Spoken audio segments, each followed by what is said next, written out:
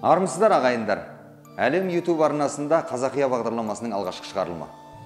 Өздеріңізге белгілі, біз бұл бағдарламамызда байырғы ата-бабаларымыздың басынан кешкен кейінгі ұрпақтың тәрбиесіне пайдасы тиеді-ау деген оқиғалардан қарапайым тілде үзінділер айтамыз.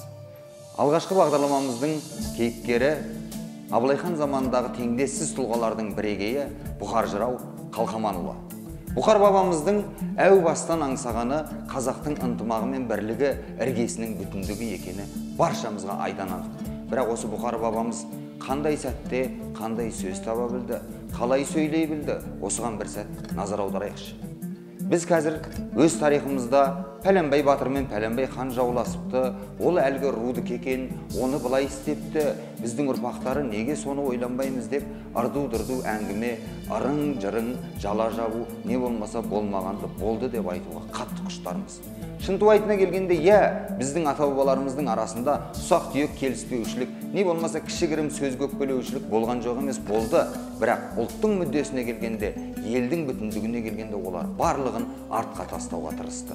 Қарапайым бір мысал, қай жылы, қашан болған, не үшін болғанын әдейі айтпаймыз, себебі бұл ұрпақтың тағы да жанжалдасуына әкеп соғуы мүмкін. Бірақ болғаны хақ, атамыз Абылай хан мен Бөгенбай батыр бір жағы ойда қалып, оның қасындағы Қабанбай атамыз бастаған бір топ батырлар басқаша ойда қалып, билер мен батырлар, хандар, сұлтандар өзара келісе алмай кикілжің болып жатқан жерде ауыр-ауыр сөздер айтып, елдің бүтіндігін сақтау үшін Бұқар екең былай жырлаған екен. Абылай ханның асында Бұқар екең жырлайды, жырлағанда не дейді? Соғыспа деп жырлайды.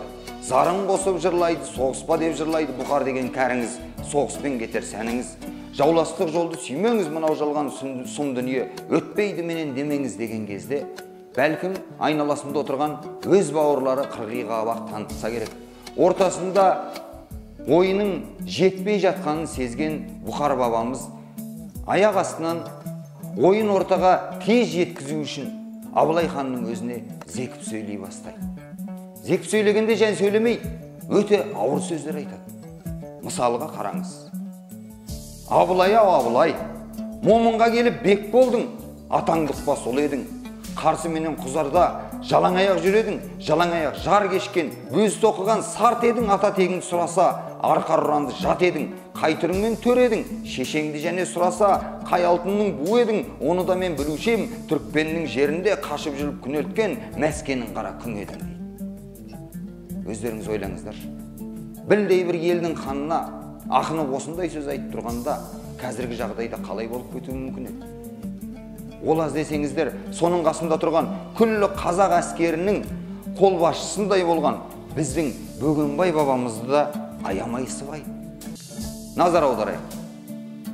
Сен қанжығалы Бөгенбай, тоқымы кеппес ұр едің, түн жастанып жүр едің, Қабанбайдан бұрын найзаңды қашан жауға тіредің? Бір сәт ойлап қараңыз. Бұқар екең мен Бөгенбай батыр рулас, тамырлас, туыс. Бірақ сол сәтте ұлттың болашағы үшін Бұқар екең өз жақындарына осылай сөйлеуге мәжбүр болады. Жоқ, Бұқар екең сөйлеген жоқ. Бұқар екең сайқал болған жоқ. Ол тек ұлттың мүддесі үшін керек жерде тастай қатты, керек жерде мамықтай жұмсақ болу керек екенін білген адам.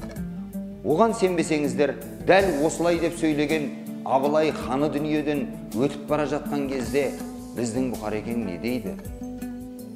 Қалыңсыз жар құштырған, қайғысыз мал бақтырған, 300-дің бағына біткен ханым-ай, жолыңа 300-ден 3 қазақ құрбан шалсам қалар мекен жаның-ай.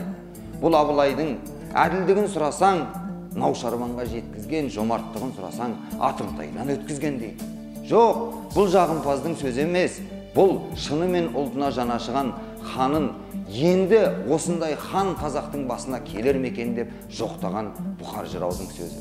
Бұл аз десеңіздер, жаңа ғана сен тоқымы кеппес ұр едің деп айтып, қатты-қатты сөздер сүйегінен өткізген Бұқар екең, дәл сол Бөгенбай дүниеден өткен кезде қалай дейді? Назар салайықшы. Қазақтың ханы Абылай, Абылай ханым бұлғалай. Ағиықты аспанға ұшпастай ғып торлады, құлағанға ұқсайды, қазақтың қамал қорғаны дейді. ортасында солай жырлай келе біздің Бұқарекең асу салған тас бұзып тарбағатай белінен, көл қондырған қос тігіп бөрлі деген көлінен, қалмақты шапқан шулатып қоныс қылған найманға бәрін қуып жерінен батырың өтті Бөгенбай. Еңбек қылған ел үшін, жауда кеткен кек үшін, қазақтың абырой арына сарып қылған бар күшін, қайры болсын халқыңа, сабыр қыл ойла келмесін, қарияң келіп жылап тұр, еңбек сіңген ер үшін, батырың өтті Бөгенбай деп зарлайды. Көрдіңіздер ғой ағайындар.